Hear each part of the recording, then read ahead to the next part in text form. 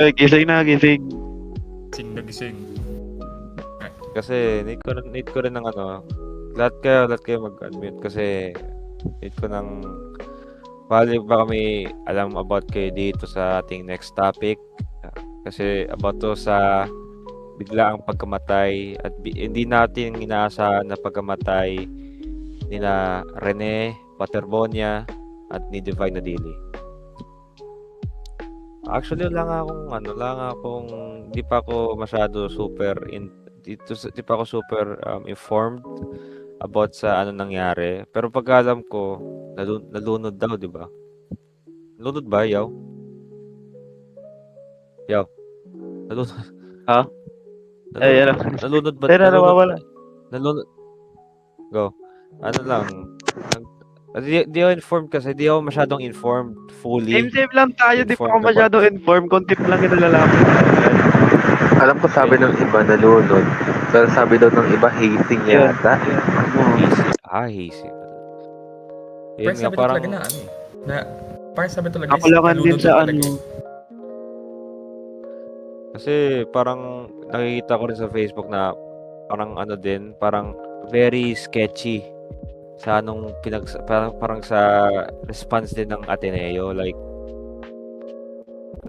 parang nakita ko nga rin sa comments daw yung nanay daw ni Rene na laman lang yung pagkamatay ng kanyang anak through social media daw, hindi daw sa mismong communication channel ng Ateneo. Like bali wala silang alam until may nag-post daw sa social media, ganun. Like parang unsketchy in a way din talaga.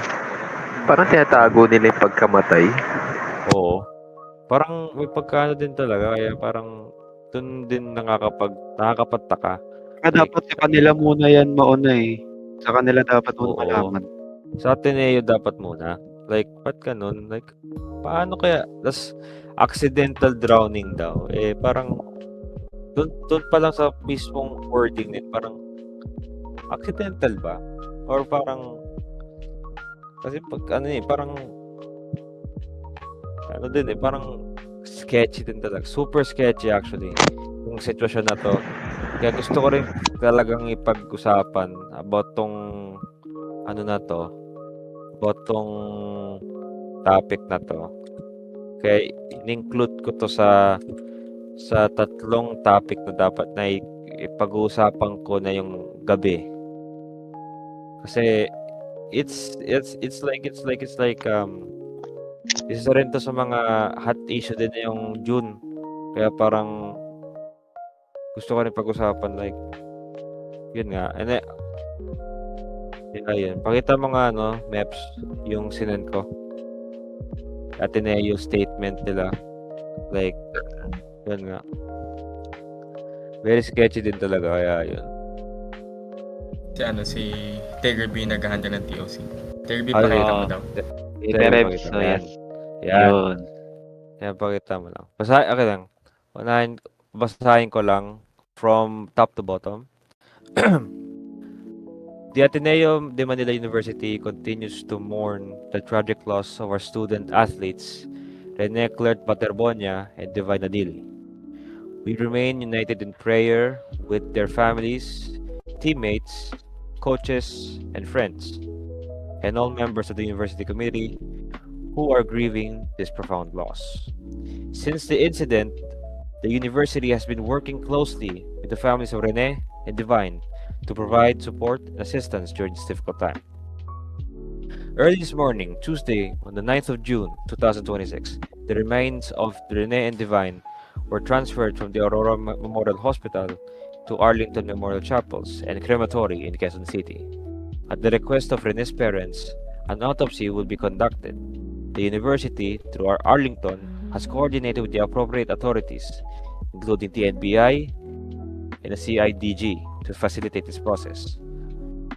When Rene's parents and brother arrived from Davao City this afternoon, they were met at Arlington Memorial Chapels and Crematory by University President Father Roberto C. Yap, who conveyed the condolences and prayers of the entire Ateneo community. Father Bobby spent time with the family join them in prayer and blessed Rene's remains as the university continued to accompany them in their grief. The family of Divine Adili has expressed its wish to have his remains returned to Nigeria, in keeping with family and cultural practices that are important to them. The university is assisting the family in the necessary arrangements and is awaiting the written authorization required to begin processing the relevant documentation. At this time, no final arrangements for the wakes of either Rene or Divine have been confirmed. The university will continue to coordinate closely with both families and will provide the appropriate information once plans have been finalized. Also on the 9th of June 2026, the members of the men's basketball team, together with the coaching staff, returned from Aurora and participated in psychological processing and counseling sessions facilitated by the College Guidance Office. The university recognizes that the emotional impact of this strategy extends beyond a single session and has committed to providing continuing counseling and psychological support and other forms of care for the student athletes, coaches, and staff in the days and weeks ahead. We understand the grief and pain and many questions and concerns that members of our community may be experiencing. As we continue to accompany the families, the team, and all of those affected, we ask for patience, compassion, and prayers for everyone who is carrying the burden of this loss.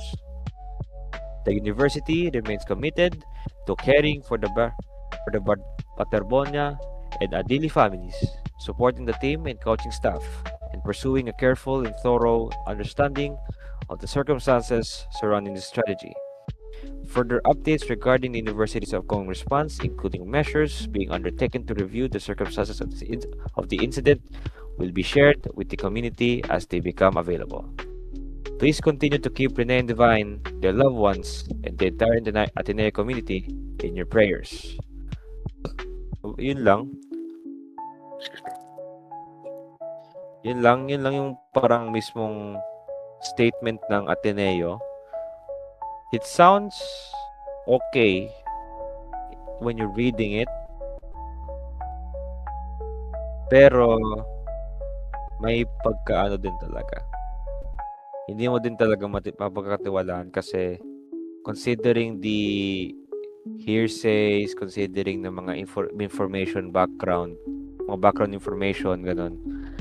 Parang hindi mo rin talaga mapapaniwalaan talaga din na totoo ba talagang accidental drowning or baka may nangyaring hazing sa mismong sa mismong team building ata yung sinabi daw, team building ganun. Basta yun, parang hindi mo rin talaga mapapaniwalaan. Kaya ayun lang naman sa ganong topic. And yes, it's a very sad moment na ganun ang mangyayari sa kanilang dalawa kasi as far as I know, they are actually very promising din bilang I don't know. I'm not sure din kasi hindi naman talaga ako super informed pero I know na hindi to very like this is not mostly an accident. I don't know. Kasi hindi naman ako informed. I admit, hindi ako informed mostly.